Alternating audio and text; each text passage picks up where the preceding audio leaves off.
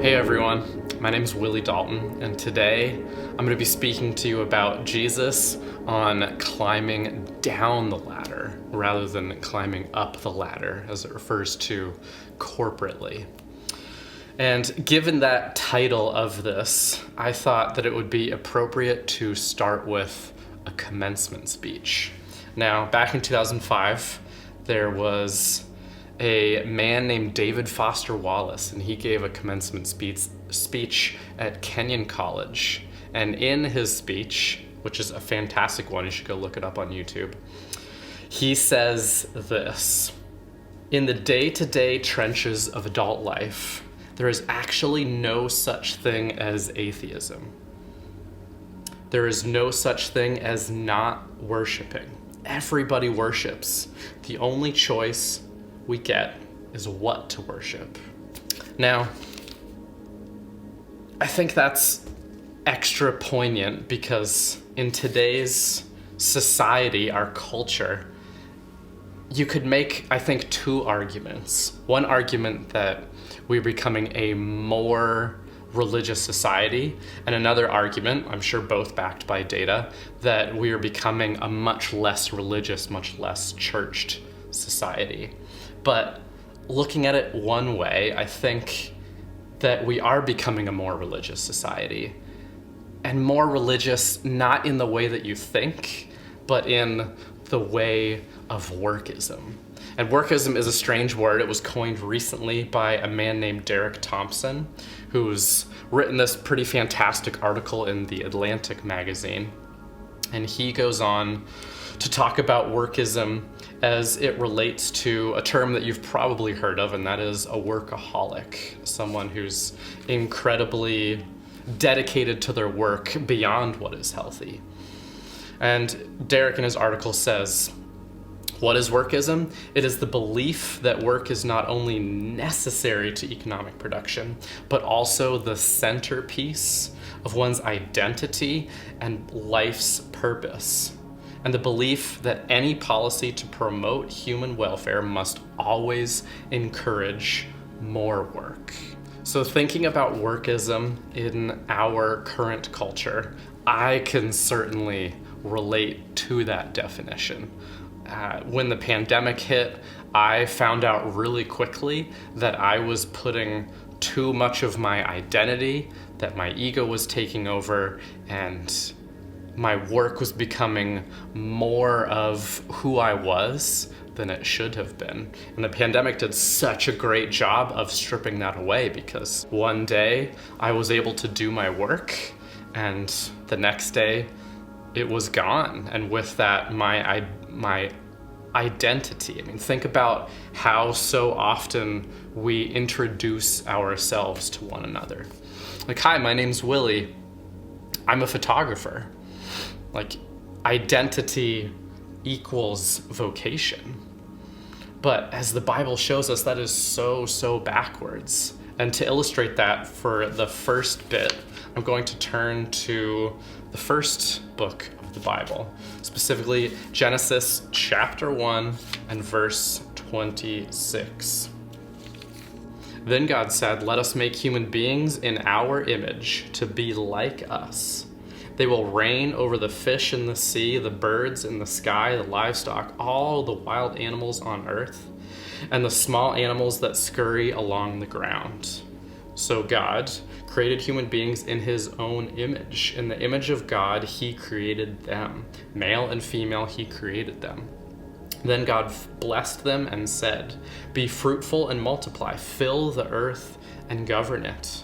Reign over the fish in the sea, the birds in the sky, and all the animals that scurry along the ground." Now turning the page to chapter 2 and verse 8 through 15. Then the Lord God planted a garden in Eden in the east, and there he placed the man he had made. The Lord God made all sorts of trees grow up from the ground, trees that were beautiful and produced delicious fruit. In the middle of the garden, he placed the tree of life and the tree of knowledge of good and evil. The river flowed from the land of Eden. watering the garden and then dividing into 4 branches. The first branch, called the Pishon, flowed around the entire land of Havilah, where gold is found. The gold of that land is exceptionally pure. Aromatic resin and onyx stone are also found there. The second branch, called the Gishon, flowed around the entire land of Cush. The third branch, called the Tigris, flowed east of the land of Ashur. The fourth branch is called the Euphrates. The Lord God placed the man in the Garden of Eden to tend, or if you're reading from the NLT, to work and watch over it. Now, as you know, there's a lot more to this story, but I want to focus specifically on 2 different words in that chapter. The first one, to rule. Back in the first chapter, God talks about man having dominion or rule over the earth. If you look at the Hebrew word radah, to have dominion over, a number of Hebrew scholars say, which translates to roughly to actively partner with God to take the world forward. So think about that. The next time that you are going to work, you are actively partnering with God to take the world forward. That, to me at least, is a radically different definition of work than I had ever heard before. Now, turning back to chapter 2, that word work, or in my NIV version, to tend, is the Hebrew word abad, which can translate to cultivate or develop. Now, those words are much more all-encompassing of the way that God defines work to be. And I want to really, really take a second to think about how work translates to ruling, because that is a completely different way of thinking about our place here on earth. Like, if we are partnering with God to take the world forward, to grow it closer together with Him, to make it more like the Garden of Eden, then that's the work that I want to be doing. But I think a lot of that is lost here. We focus on the tree that, brought us to our downfall, and it all gets so lost there. But to really think about ruling and to see that as stewardship rather than dominion in the way that I, in my mind, tend to think about it with a negative connotation. We know all of the judges and kings in the Bible and how many of them were so terrible. Think about Pharaoh and what it would have been to live under his rule, especially in that time when, for the most part, as a king, you were somewhat of a deity and could commune with God. You fell under that definition of being created in God's image. So you could speak with God actively, consistently, but you as a slave, as a low person, you weren't seen as equal or created in God's image and likeness. And that is so radical, and was certainly radical at the time. And to think about that in terms of today, how we define human rights, I can see that as the foundation of it all. Going back to David Foster Wallace's quote about atheism, certainly there's a strong argument there that, like, our ideal of morality and human rights, it comes from God, it comes from the Bible. You can call yourself an atheist all you want, but the innate whatever comes from somewhere. So, turning to Tim Keller, he has a really interesting definition of what work is, and certainly a biblical context. And it reads, "The rearranging of raw materials of a particular domain to draw out its potential for the flourishing of everyone." My mind immediately goes to a cook, a chef. My mom in our kitchen growing up, how she would take those ingredients, those roughly raw materials, and rearranges them into a meal that nourishes us, that brings us together. Think about the literal carpenter, the Jesus who takes a tree and rearranges it into a table that we can then enjoy that meal at. I think that's a beautiful thing that directs my mind, at least, to 1 Peter. 1 Peter chapter 2 and verse 9. But you are not like that, for you are a chosen people. You are royal priests, a holy nation, God's very own possession. As a result, you can show others the goodness of God, for he called you out of the darkness into his wonderful light. Specifically here, I'm looking at you are royal priests, a holy nation.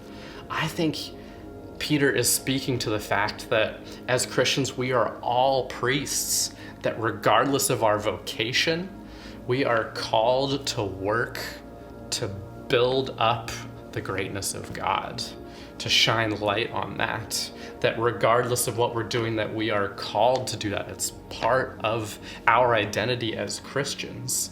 It's, I think, completely our identity as Christians. And that's a really beautiful thing. After reading that verse from 1 Peter, think back to that Hebrew word abad, to cultivate, to serve. Certainly those are words that I would attribute to, the farmer in his field, the pastor who is tending to his congregation. But to reframe our vocations as opportunities to cultivate, to serve God, to serve those around us joyfully as priests, people whose job it is to speak about, to glorify God, to shed light on all the things that he's doing.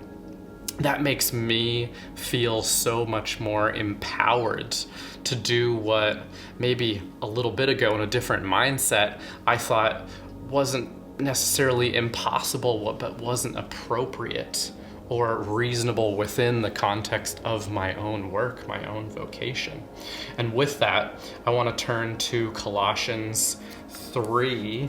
I'm going to read 23 through 24. All right, Colossians 3, chapter 3, and verse 23.